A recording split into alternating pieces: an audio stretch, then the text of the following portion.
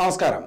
ഇന്നത്തെ ക്ലാസ്സിൽ important act and rules എന്ന PSC സിലബസ് ഭാഗത്ത് ഉപഭോക്തൃ സംരക്ഷണ നിയമം എന്ന ടോപ്പിക്കാണ് നമ്മൾ പഠിക്കാനായിട്ട് തുടങ്ങുന്നത്. നിങ്ങൾക്ക് അറിയാവുന്ന കാര്യമാണ്. ഈ ഭാഗത്തുനിന്ന് പരീക്ഷയ്ക്ക് എപ്പോഴും ചോദ്യങ്ങൾ ഉണ്ടാവുന്നതാണ്. അതുകൊണ്ട് തന്നെ നല്ല രീതിയിൽ ഈ ഭാഗം നമുക്ക് പഠിക്കാനായിട്ട് ശ്രമിക്കാം. ഞാൻ അജിത് സുമേരു. ഏവർക്കും ആസ്ഥ അക്കാഡമിയിലേക്ക് സ്വാഗതം.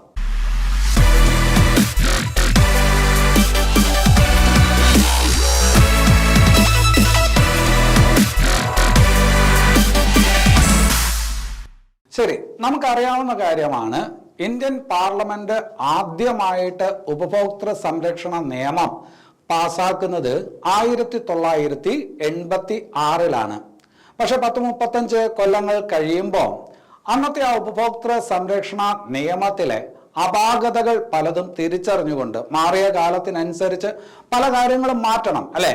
അപ്പൊ ആ അപാകതകൾ തിരിച്ചറിഞ്ഞുകൊണ്ട് 2019 ഇന്ത്യൻ പാർലമെന്റ് പുതിയ ഒരു ഉപഭോക്തൃ സംരക്ഷണ നിയമം പാസാക്കി. അതായത് 1986 ഉപഭോക്തൃ സംരക്ഷണ നിയമത്തെ പൊളിച്ചെഴുതിക്കൊണ്ട് പുതിയ ഒരു ഉപഭോക്തൃ സംരക്ഷണ നിയമം പാസാക്കി.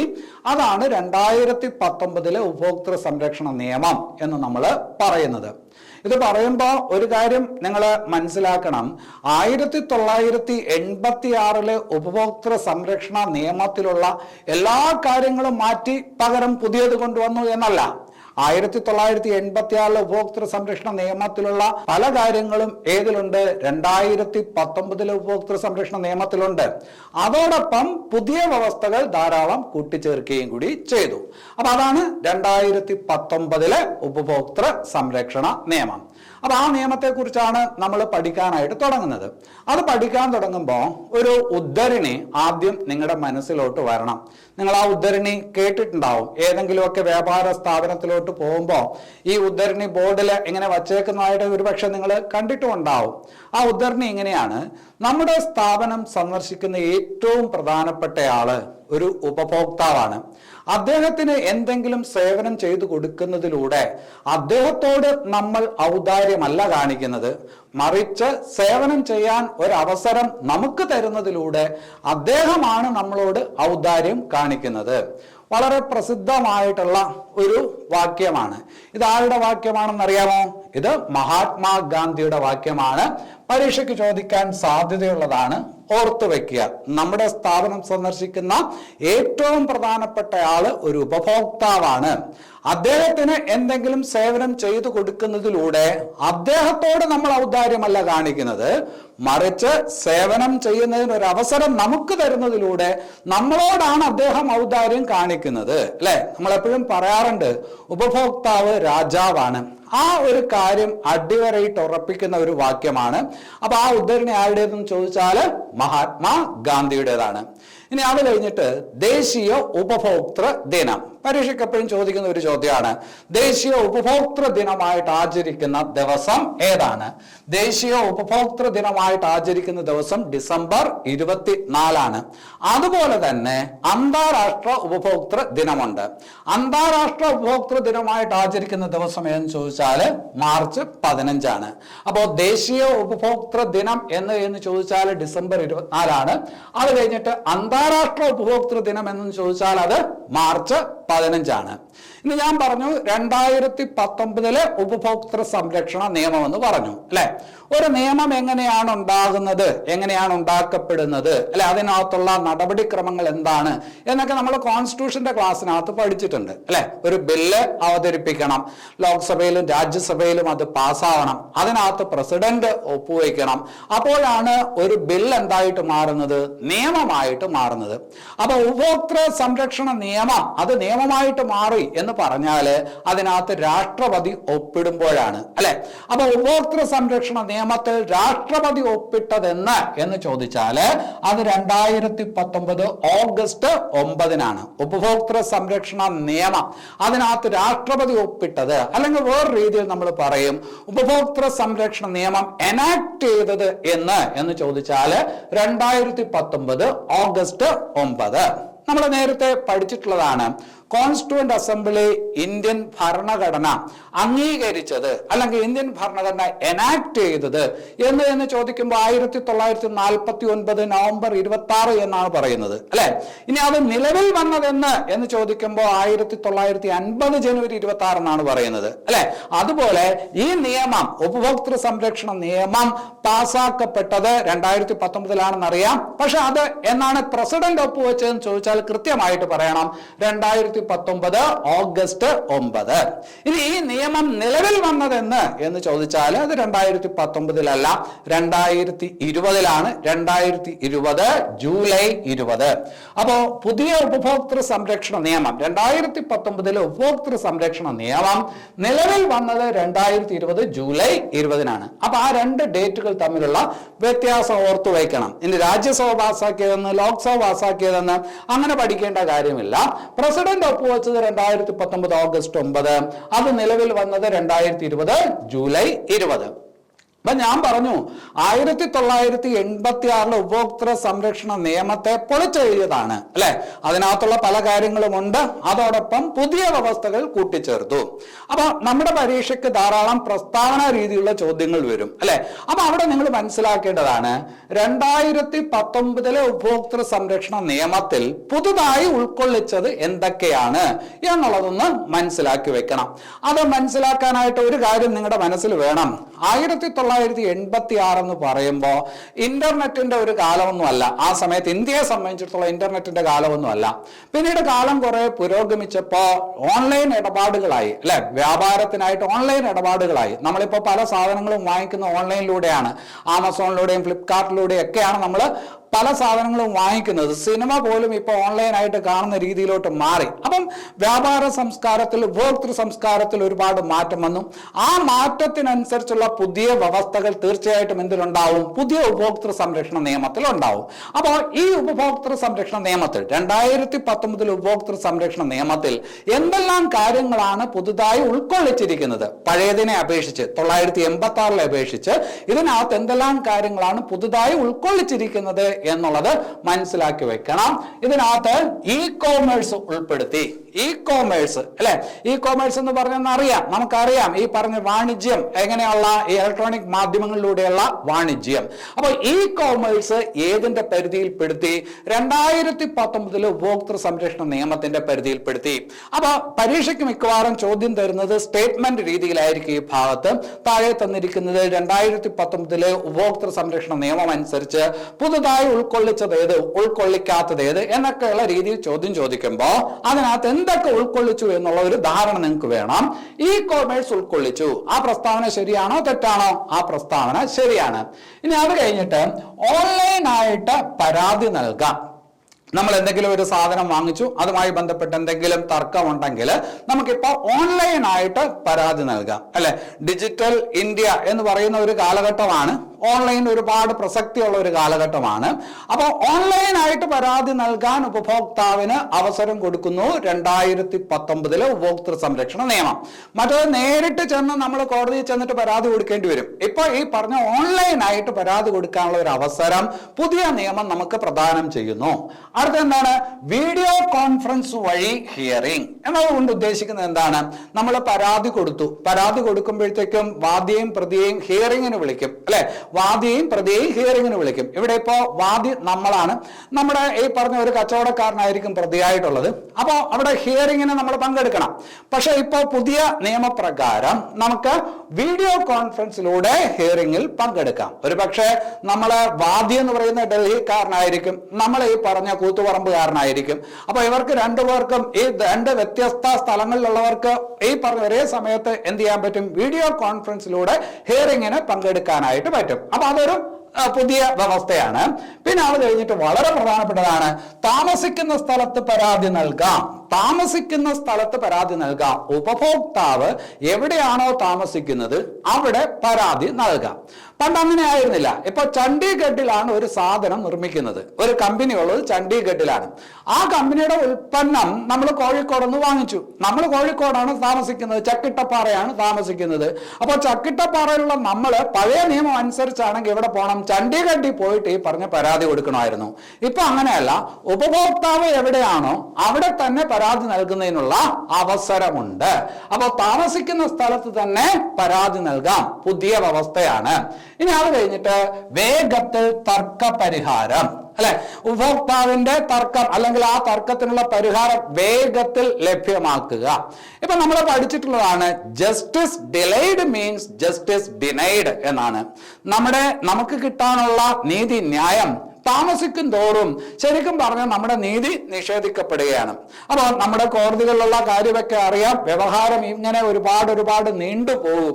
അപ്പോൾ ഉപഭോക്താവിന്റെ തർക്കം വേഗത്തിൽ പരിഹരിക്കുന്നതിനുള്ള നിരവധി മാർഗങ്ങൾ അല്ലെങ്കിൽ വ്യവസ്ഥകൾ ഏതിനകത്ത് ഉൾക്കൊള്ളിച്ചിട്ടുണ്ട്? 2019 ഉപഭോക്തൃ സംരക്ഷണ നിയമത്തിൽ ഉൾക്കൊള്ളിച്ചിട്ടുണ്ട്.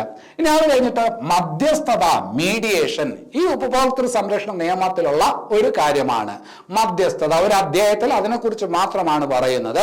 മധ്യസ്ഥത അഥവാ മീഡിയേഷൻ, അല്ലെ, തർക്കമുണ്ടെങ്കിൽ നമ്മൾ കോടതിയിൽ പോകും, കോടതിയിൽ വ്യവഹാരം നടക്കും.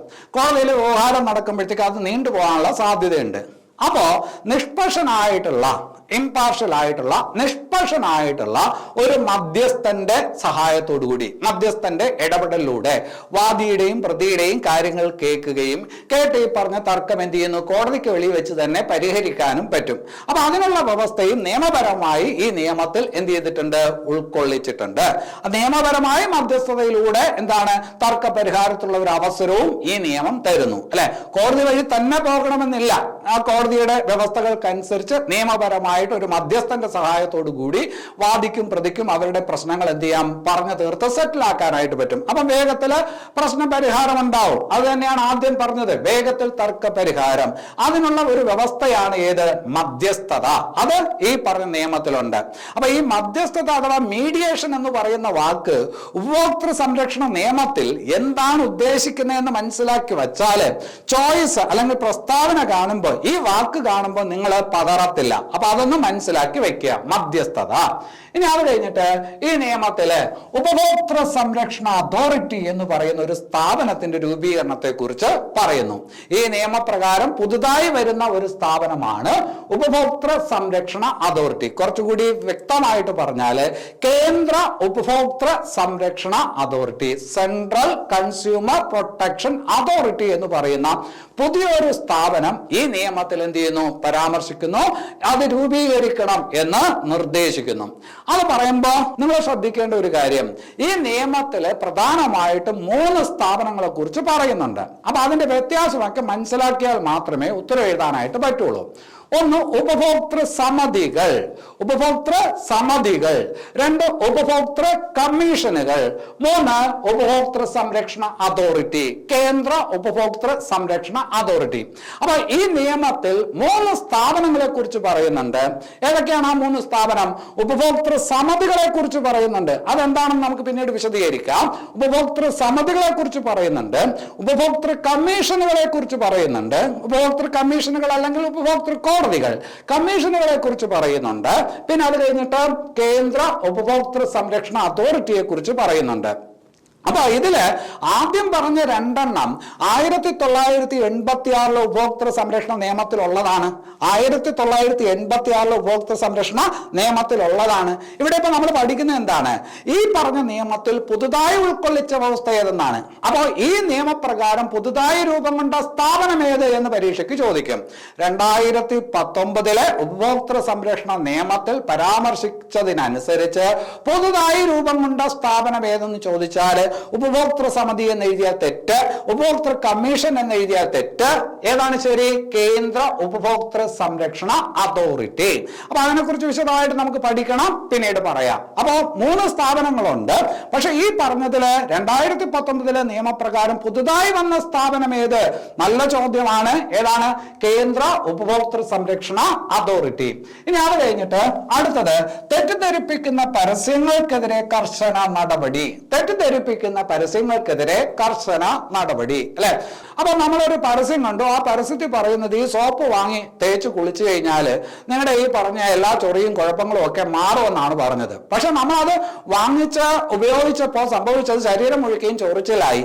അപ്പൊ ഈ പറഞ്ഞ ആഡ്, ഇതൊരു പരസ്യമാണല്ലോ, ഈ പരസ്യം നിർമ്മിച്ച ആള് അത് ഈ ഏത് ഉൽപ്പന്നവുമായി ബന്ധപ്പെട്ടാണ് ഈ പരസ്യം നിർമ്മിച്ചത്? ആ ഉൽപ്പന്ന നിർമ്മാതാവിനെതിരെ, പരസ്യ നിർമ്മാതാവിനെതിരെ, ആ പരസ്യത്തിൽ അഭിനയിച്ച ഒരു സെലിബ്രിറ്റി കാണും, ഏതെങ്കിലും ഒരു നടനോ നടിയോ ഒക്കെ കാണും, അയാൾക്കെതിരെ കർശനമായിട്ടുള്ള നടപടികൾ എടുക്കാൻ ഈ നിയമത്തിൽ വ്യവസ്ഥ ചെയ്യുന്നു. അതായത് ഏതെങ്കിലും തരത്തില് ഫ്രോഡായിട്ട് അല്ലെങ്കിൽ തെറ്റിദ്ധരിപ്പിക്കുന്ന രീതിയിൽ ഒരു ഉൽപ്പന്നം വിൽക്കുന്നതിന് വേണ്ടിയിട്ടുള്ള പരസ്യങ്ങൾക്കെതിരെ കർശന നടപടി ഏത് നിയമം പറയുന്നു? 2019 ഉപഭോക്തൃ സംരക്ഷണ നിയമത്തിൽ പറയുന്നു. ശരി, ഇനി അത് കഴിഞ്ഞിട്ട് ഉൽപ്പന്ന ബാധ്യത. ആ ഒരു വാക്ക് മനസ്സിലാക്കി വെക്കണം. നേരത്തെ നമ്മൾ മധ്യസ്ഥത എന്ന് പറഞ്ഞു, മീഡിയേഷൻ. അതുപോലെ ഇപ്പോ ഉൽപ്പന്ന ബാധ്യത എന്ന് പറയുന്ന വാക്ക്, ഈ ടേം പരിചയപ്പെടണം. ഉൽപ്പന്ന ബാധ്യത അഥവാ പ്രോഡക്റ്റ് ലയബിലിറ്റി. പ്രോഡക്റ്റ് ലയബിലിറ്റി, ഒരു ഉപഭോക്താവ് നമ്മൾ ഒരു സാധനം വാങ്ങിക്കുന്നു, ഉപയോഗിക്കുന്നു.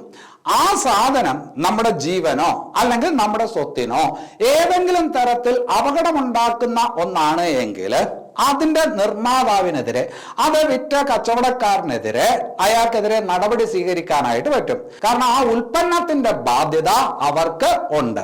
അപ്പോ ഏതെങ്കിലും വിധത്തിൽ ഉപഭോക്താവിന്റെ ജീവന് അല്ലെങ്കിൽ സ്വത്തിന് ഉപദ്രവമാകുന്ന ഒരു ഉൽപ്പന്നം, ആ ഉൽപ്പന്നം എന്ന് പറയുന്നത് നിർമ്മിക്കുന്നവന്റെ, അത് വിൽക്കുന്നവന്റെ ബാധ്യതയാണ്. അതിനവര് സമാധാനം പറയണം.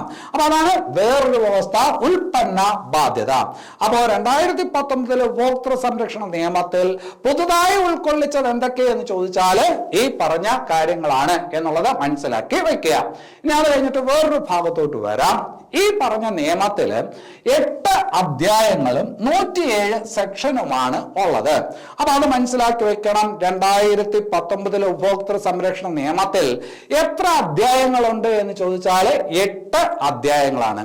8 അധ്യായങ്ങൾ, 8 അധ്യായങ്ങളും 107 സെക്ഷനുമാണുള്ളത്. ഇപ്പൊ കേൾക്കുമ്പോൾ വളരെ എളുപ്പമായിട്ട് തോന്നും, ഒരുപാട് നിയമങ്ങൾ പഠിക്കും, അതിലുമൊക്കെ ഇതുപോലെ അധ്യായങ്ങളും പാർട്ടും ഒക്കെ കാണും, അവസാനം കുഴഞ്ഞു പോകും. അപ്പൊ ശ്രദ്ധിച്ചു വെക്കുക, 8 അധ്യായങ്ങളും 107 സെക്ഷനുമാണ് 2019 ഉപഭോക്തൃ സംരക്ഷണ നിയമത്തിൽ ഉള്ളത്.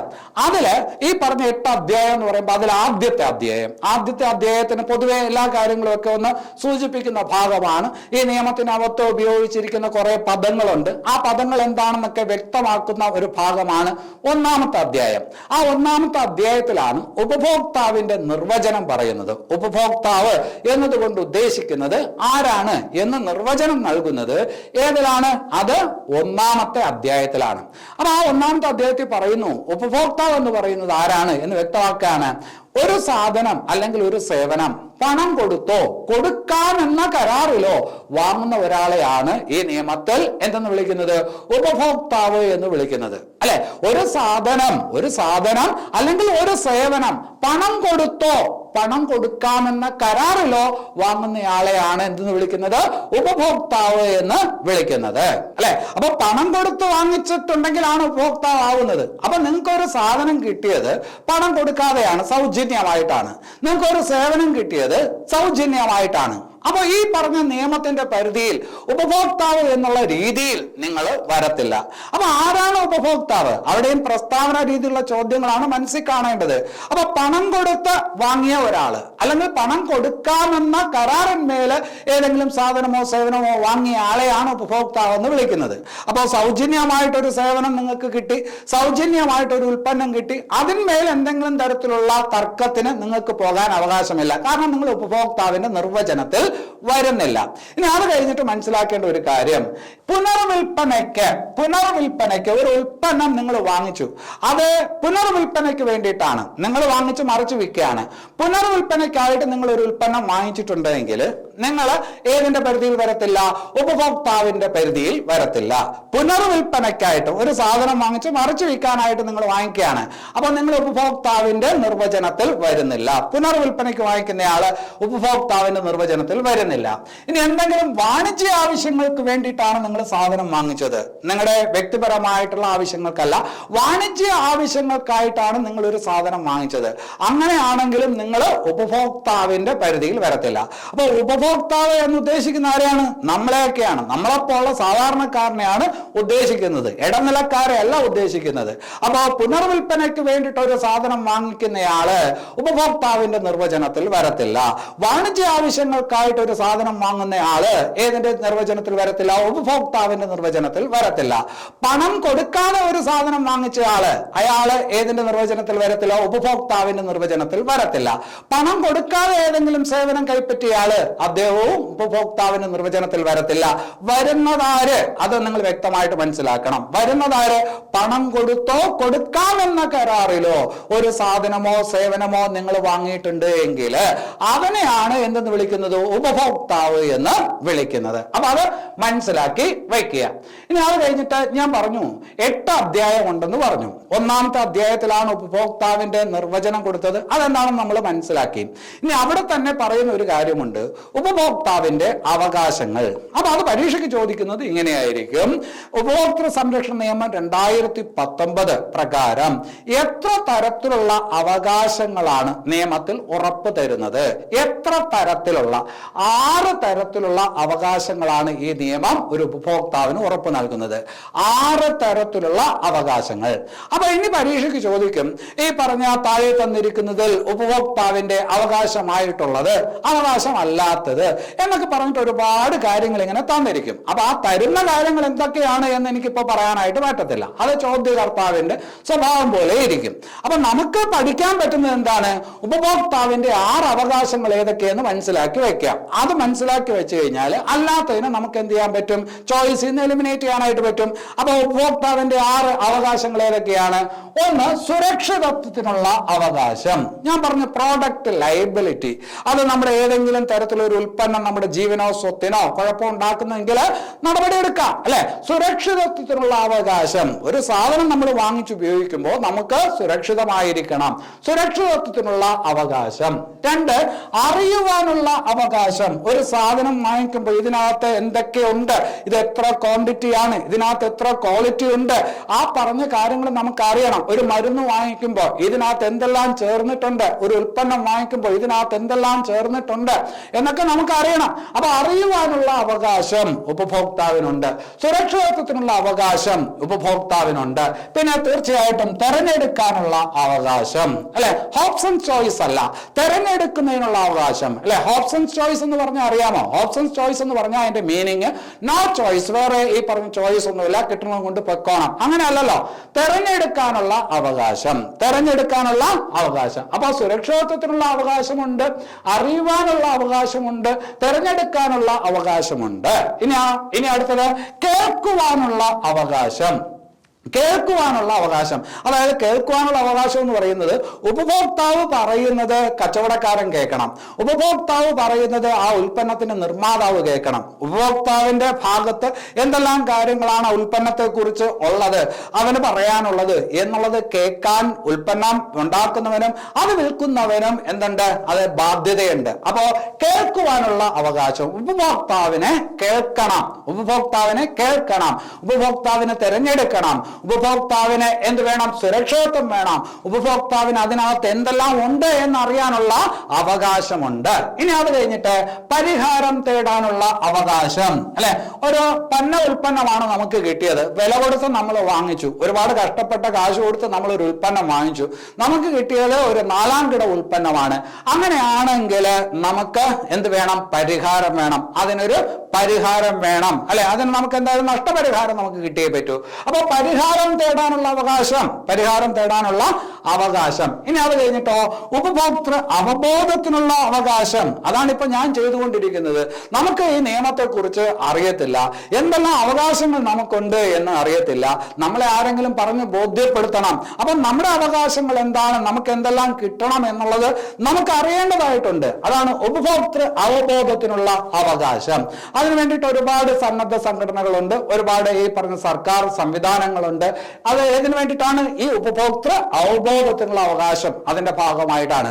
അല്ലെങ്കിൽ തന്നെ ഈ പരീക്ഷയ്ക്ക് ഈ സിലബസ് ഉൾപ്പെടുത്തിയത് തന്നെ ഈ പറഞ്ഞ നിയമത്തെ കുറിച്ച് ഒരു അവബോധം നിങ്ങൾക്കുണ്ടാവാനാണ്. ഉപഭോക്തൃ അവബോധത്തിനുള്ള അവകാശം. അപ്പൊ നമ്മുടെ ഈ പറഞ്ഞ 2019 ഉപഭോക്തൃ സംരക്ഷണ നിയമത്തില് 1-ാം അധ്യായത്തിലാണ് ഉപഭോക്താവിന്റെ അവകാശങ്ങളെ കുറിച്ച് പറയുന്നത്. എത്ര അവകാശങ്ങളെ കുറിച്ചാണ് പറയുന്നതെന്ന് ചോദിച്ചാൽ നിങ്ങൾക്ക് പറയാൻ പറ്റുമല്ലോ, 6 അവകാശങ്ങൾ. ഇതല്ലാതെ എന്തെങ്കിലുമൊക്കെ തന്നിരിക്കും, അതാണ് അതിനകത്ത് തെറ്റായ പ്രസ്താവന. അതെനിക്ക് പഠിപ്പിക്കാനായിട്ട് പറ്റത്തില്ല. അപ്പൊ ഈ പറഞ്ഞ 6 നിങ്ങൾ മനസ്സിലാക്കി വയ്ക്കുക. ശരി, അപ്പൊ ചോദ്യം എന്താണ്, എങ്ങനെയാണ് ചോദ്യം ചോദിക്കുന്നത് എന്നുള്ളത് നിങ്ങൾക്ക് മനസ്സിലായി. ഇനി വേറൊരു ഭാഗത്തോട്ട് പോകാം. ഉപഭോക്തൃ സംരക്ഷണ നിയമപ്രകാരം നമുക്ക് പരാതിപ്പെടാം, അല്ലെ? ഉപഭോക്തൃ സംരക്ഷണ നിയമപ്രകാരം എന്താണ്, ഉൽപ്പന്നത്തിന് മേല് പരാതി നൽകാം. എന്തെങ്കിലും തർക്കം ഉണ്ടെങ്കിൽ പരാതി നൽകാം. അപ്പൊ ആ പരാതി നൽകാൻ ആർക്കൊക്കെ കഴിയുമെന്നുള്ളതാണ്. ഉപഭോക്തൃ സംരക്ഷണ നിയമപ്രകാരം പരാതി നൽകാൻ ആർക്കൊക്കെ കഴിയും? അതിലൊരു കാര്യം ഉറപ്പാണ്, അത് ആർക്ക് പറ്റും? ഉപഭോക്താവിന് പറ്റും. ഉപഭോക്താവിന് പരാതി നൽകാൻ പറ്റും, അല്ലെ? അത് ഉറപ്പാണ്. ഉപഭോക്താവിന് പരാതി നൽകാൻ അവകാശമുണ്ട്, അധികാരമുണ്ട്. ഇനി അത് കഴിഞ്ഞിട്ട് വേറെ രീതി, ഒരേ താല്പര്യമുള്ള നിരവധി ഉപഭോക്താക്കൾക്ക് ഒന്നിച്ചോ അല്ലാതെയോ ഏതോ പൗഡർ വാങ്ങിച്ചു മുഖത്ത് തേച്ചു മുഖം മൊത്തം ഈ പറഞ്ഞ ചുരണ്ടി പൊട്ടി പോവുകയാണ്. അപ്പൊ അങ്ങനെയാണെങ്കിൽ ആ പൗഡർ വാങ്ങിച്ച ആൾക്കാരെല്ലാവരും കൂടെ ഒരുമിച്ച് ഒരു പരാതി കൊടുക്കുകയാണെങ്കിൽ അതിനകത്ത് സാധ്യതയുണ്ട്. ഒരേ താല്പര്യമുള്ള നിരവധി ഉപഭോക്താക്കൾക്ക് ഒന്നിച്ചോ അല്ലാതെയോ, അല്ലെ? ഒരേ താല്പര്യമുള്ള നിരവധി ഉപഭോക്താക്കൾക്ക് ഒന്നിച്ചോ അല്ലാതെയോ പരാതി കൊടുക്കാനായിട്ട് പറ്റും. ഇനി അത് കഴിഞ്ഞിട്ട് ഉപഭോക്താവ് മരിച്ചാൽ, ഉപഭോക്താവ് മരിച്ചു പോയാൽ ആ ഉപഭോക്താവിന്റെ നിയമപരമായിട്ടുള്ള അവകാശികൾക്ക്, ഭാര്യയ്ക്കോ മക്കൾക്കോ അല്ലെങ്കിൽ ഭർത്താവിനോ മക്കൾക്കോ ഒക്കെ എന്ത് ചെയ്യാൻ പറ്റും? ഈ പറഞ്ഞ പരാതി കൊടുക്കാനായിട്ട് പറ്റും. അപ്പൊ ഉപഭോക്താവ് മരിച്ചാൽ ആ ഉപഭോക്താവിന്റെ നിയമപരമായിട്ടുള്ള അവകാശികൾക്ക് പരാതി നൽകാനായിട്ട് പറ്റും.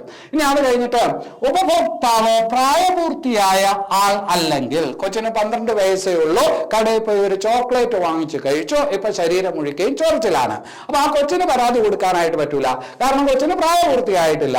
അപ്പൊ ഉപഭോക്താവ് പ്രായപൂർത്തിയായ ആൾ അല്ലെങ്കിൽ മാതാപിതാക്കൾക്കോ നിയമപരമായ രക്ഷിതാവിനോ, അതിന്റെ മാതാപിതാക്കൾക്കോ നിയമപരമായ രക്ഷിതാക്കൾക്കോ എന്ത് ചെയ്യാൻ പറ്റും? ഈ പറഞ്ഞ പരാതി കൊടുക്കാനായിട്ട് പറ്റും. അപ്പൊ ആർക്കൊക്കെ കൊടുക്കാൻ പറ്റും എന്നുള്ളതാണ്. ഉപഭോക്താവിന് കൊടുക്കാൻ പറ്റും. ഒരേ താല്പര്യമുള്ള നിരവധി ഉപഭോക്താക്കൾക്ക് ഒന്നിച്ചോ അല്ലാതെയോ പരാതി കൊടുക്കാനായിട്ട് പറ്റും. ഉപഭോക്താവ് മരിച്ചാൽ ആ ഉപഭോക്താവിന്റെ നിയമപരമായിട്ടുള്ള അവകാശികൾക്ക് കൊടുക്കാനായിട്ട് പറ്റും. ഉപഭോക്താവ് പ്രായപൂർത്തിയായ ആൾ അല്ലെങ്കിൽ മാതാപിതാക്കൾക്കോ നിയമപരമായ രക്ഷിതാവിനോ എന്ത് ചെയ്യാൻ പറ്റും? പരാതി കൊടുക്കാനായിട്ട് പറ്റും. ഇനിയുമുണ്ട്. ഇനി അടുത്തത്, നിയമപരമായി രജിസ്റ്റർ ചെയ്തിട്ടുള്ള ഉപഭോക്തൃ സന്നദ്ധ സംഘടനകൾക്ക്, ഉപഭോക്തൃ സംഘടനകൾക്കും എന്ത് ചെയ്യാൻ പറ്റും? പരാതി കൊടുക്കാനായിട്ട് പറ്റും. ഉപഭോക്തൃ സംഘടനകൾ എന്ന് പറയുമ്പോൾ കടലാസ് സംഘടനകളാവരുത്.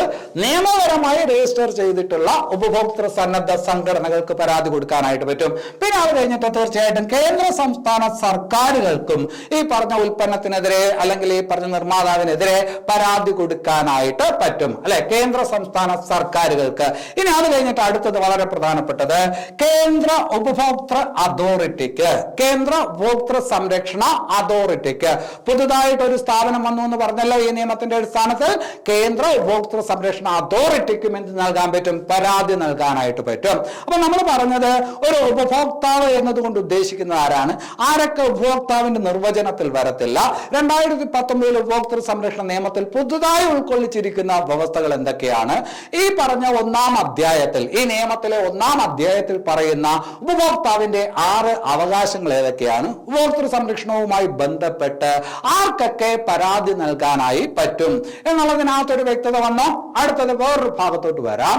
ഒരു ചോദ്യമാണ്, 2020 നിലവിൽ വന്ന ഉപഭോക്തൃ സംരക്ഷണ നിയമത്തെ സംബന്ധിച്ച് താഴെ തന്നിരിക്കുന്ന പ്രസ്താവനകളിൽ, അല്ലെ? പ്രസ്താവന രീതിയിലുള്ള ചോദ്യങ്ങളും ഉണ്ടല്ലോ, അല്ലെ?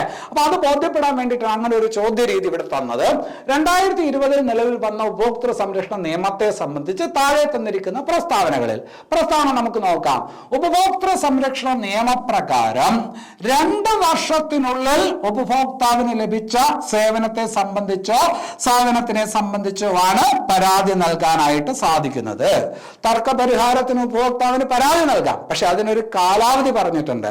അപ്പൊ അത് എത്ര കൊല്ലത്തിനകത്തായിരിക്കണം? 2 വർഷത്തിനുള്ളിലായിരിക്കണം, അല്ലെ? നിങ്ങൾ 2030 ഒരു സാധനം വാങ്ങിച്ചിട്ട് 2050 പരാതി പറയാൻ പറയാൻ പോയാൽ പറ്റൂല. അപ്പൊ അത് എപ്പോഴാണ്? 2 കൊല്ലത്തിന് അകത്ത്. അപ്പൊ ഉപഭോക്തൃ സംരക്ഷണ നിയമപ്രകാരം 2 വർഷത്തിനുള്ളിൽ ഉപഭോക്താവിന് ലഭിച്ച സേവനത്തെ സംബന്ധിച്ചോ സാധനത്തെ സംബന്ധിച്ചോ ആണ് പരാതി നൽകാനായിട്ട് പറ്റുന്നത്, അല്ലെങ്കിൽ കേസ് എടുക്കാനായിട്ട് പറ്റുന്നത്. അപ്പൊ ആ കാലാവധി എത്രയാണ്? 2 വർഷത്തിനുള്ളിൽ. ചോദ്യമാണ്, ശ്രദ്ധിച്ചു വെക്കുക, പോയിന്റ് ആണ്.